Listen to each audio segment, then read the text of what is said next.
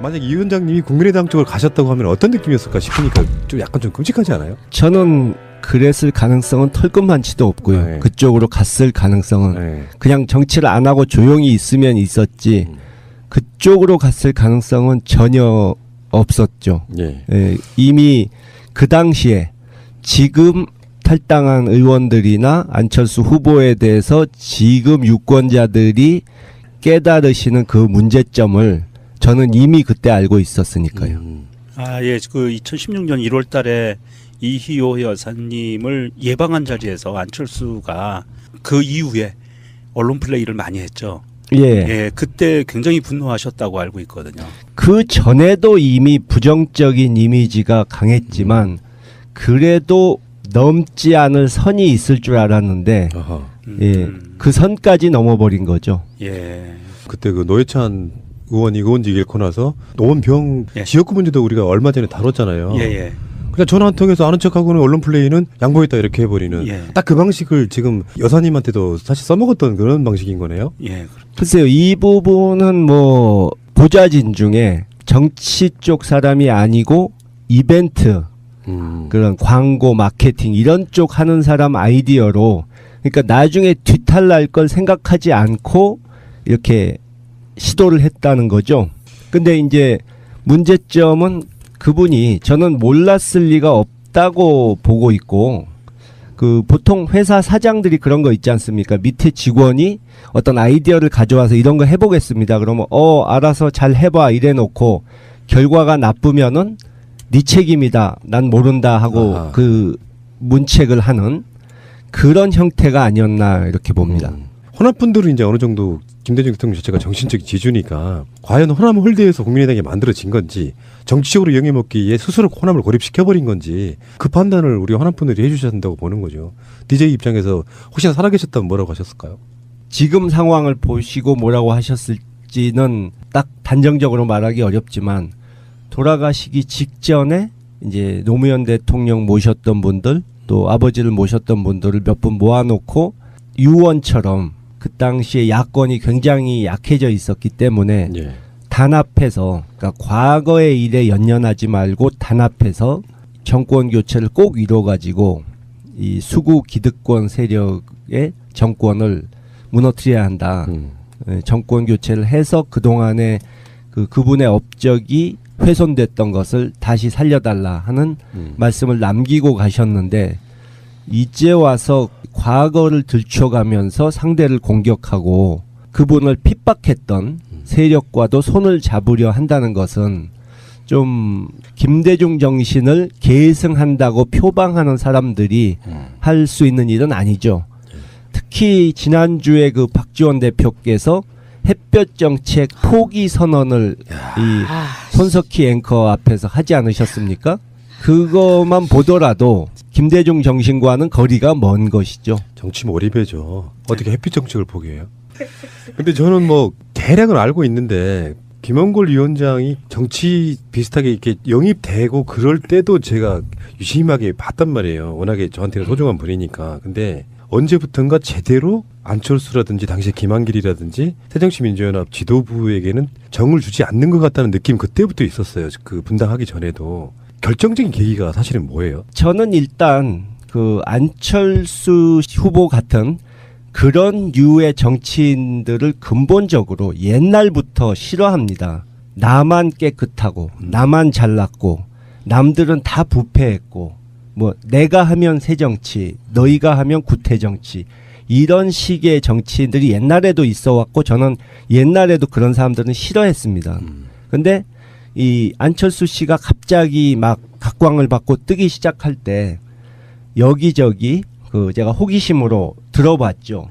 이 사람이 어떤 사람인가 알기 위해서. 근데 과거에 그분과 뭐 회사를 같이 하고 뭐 같은 업종에 있고 병원에 같이 있고 이랬던 옛날 분들을 이렇게 어떤 경우엔 직접 또 어떤 경우엔 간접적으로 얘기를 들어봤는데 긍정적인 답이 하나도 없었어요. 다들 반응이 저 사람은 사회성이 전혀 없고 그냥 혼자 실험실에 있어야 될 사람인데 왜 정치를 한다고 나서는지 이해가 안 간다. 깜짝 놀랐다. 이런 반응만 있었거든요. 그리고 결정적인 부분은 이제 2012년 대선 때 단일화 과정.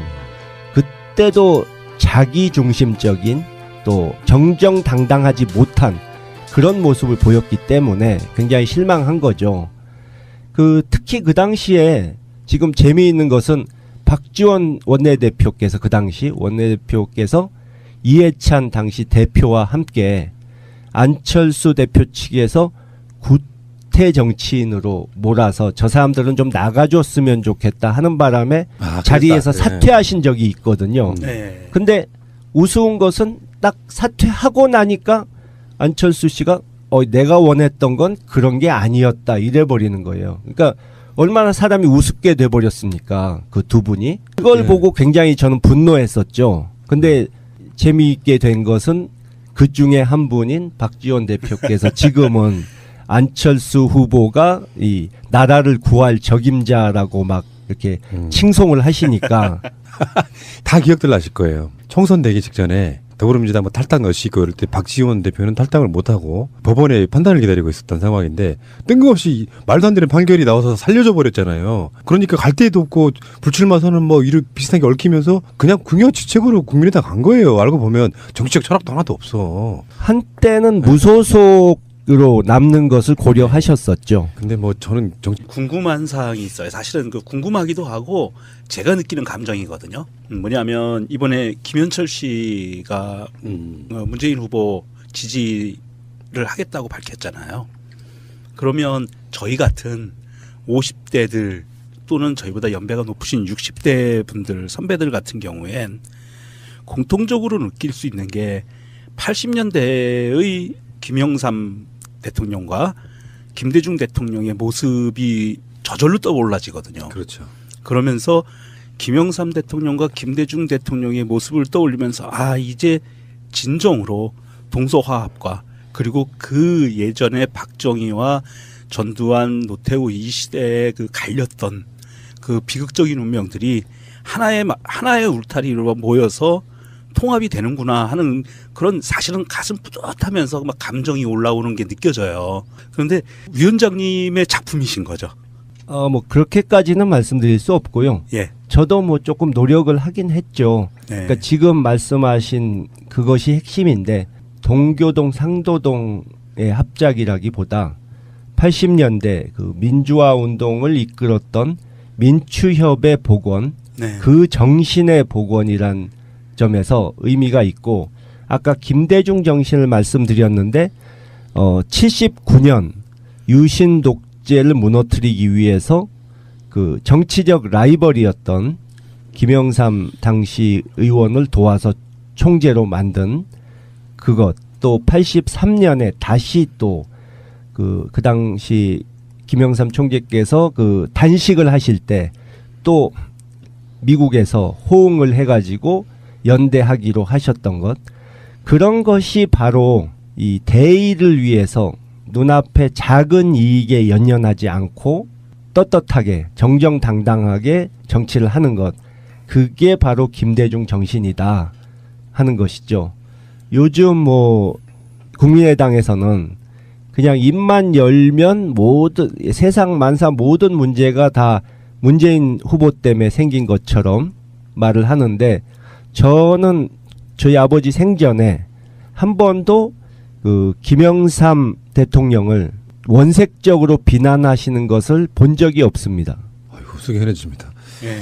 자, 뭐 시간 관계상 이런 질문 한번 드려보고 싶어요. 다 예측은 되고 현재 또 뭐 선거가 며칠 남지도 않았지만 오히려 이 강의를 올렸던 후보 중에 한 분은 일중으로 내려가는 그런 느낌이에요. 굉장히 격차가 많이 벌려졌다는 게 일반 중론이고 그렇지만 우리 위원장님이 보시기에는 이번 선거는 어떻게 끝날 것 같다. 전망 좀 해주시는 게 어떨까요? 불안해하는 사람들이 너무 많아요 지금. 불안해하실 필요는 없지만 지금 제대로 된 정권 교체, 과거에 쌓인 여러 가지 적폐를 깨끗이 청산하고 정의로운 사회, 공정한 사회를 이루는 것을 원하시는 분들이라면 적극적으로 지금 좀 나서 주시기 바랍니다. 제가 보기에는 여유 있게 10% 이상 이길 수 있다고 보지만 10% 이길 수 있다고 그러면 15%, 15% 이길 수 있다고 그러면 20%로 늘려서 압승을 해놔야 이 새 정부가 힘을 받아서 제대로 된 개혁 작업을,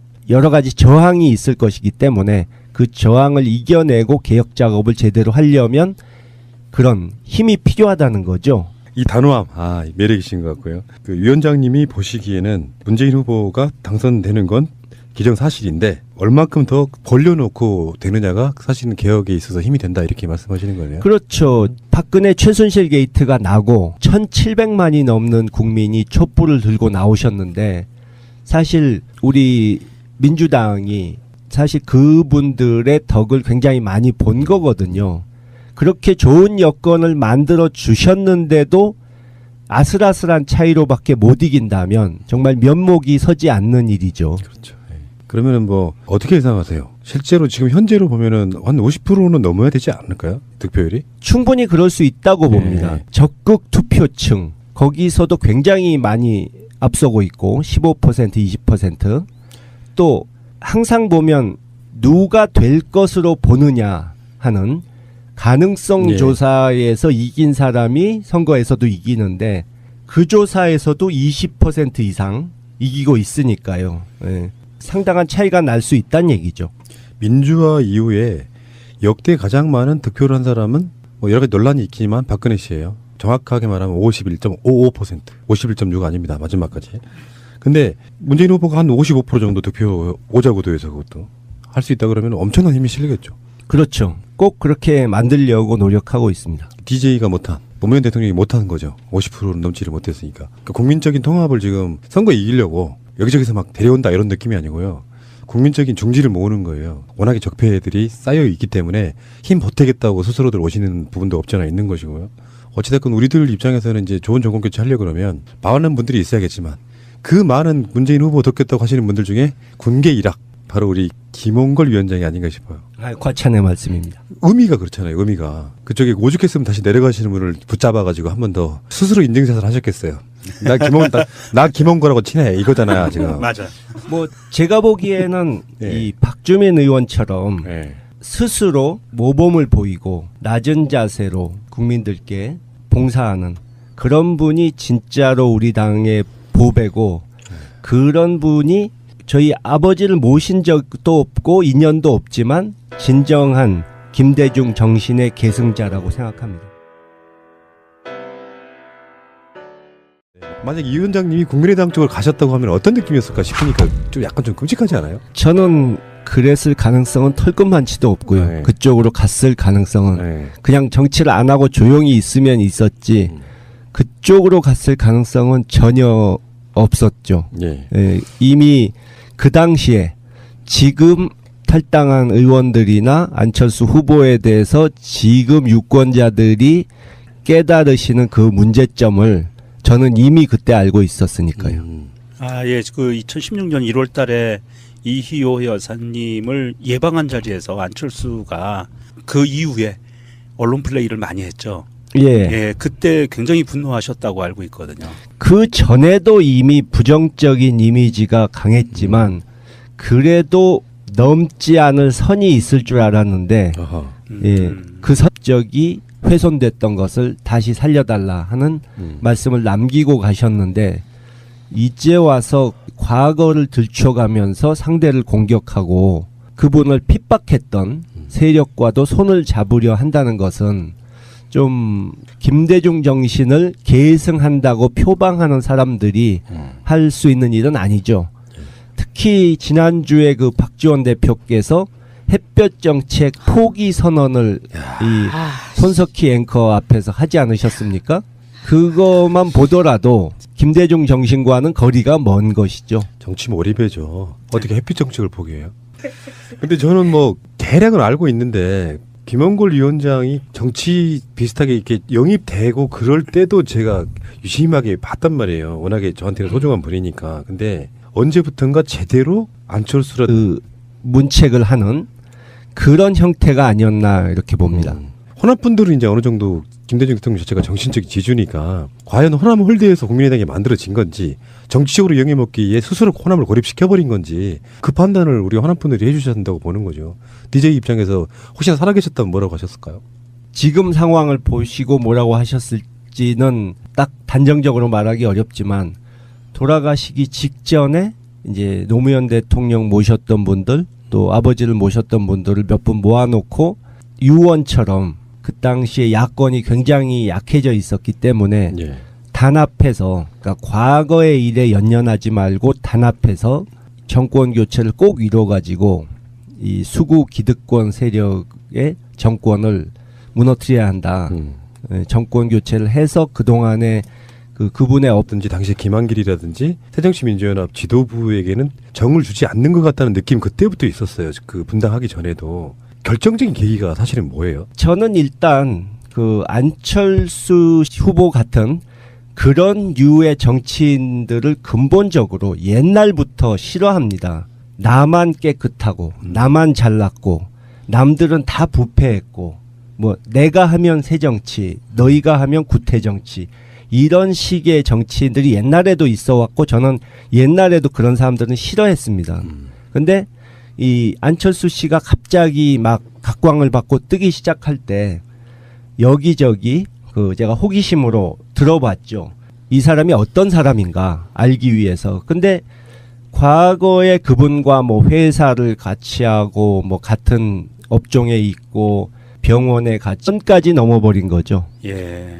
그때 그 노회찬 의원이 의원직 잃고 나서 노원병 예. 지역구 문제도 우리가 얼마 전에 다뤘잖아요. 예.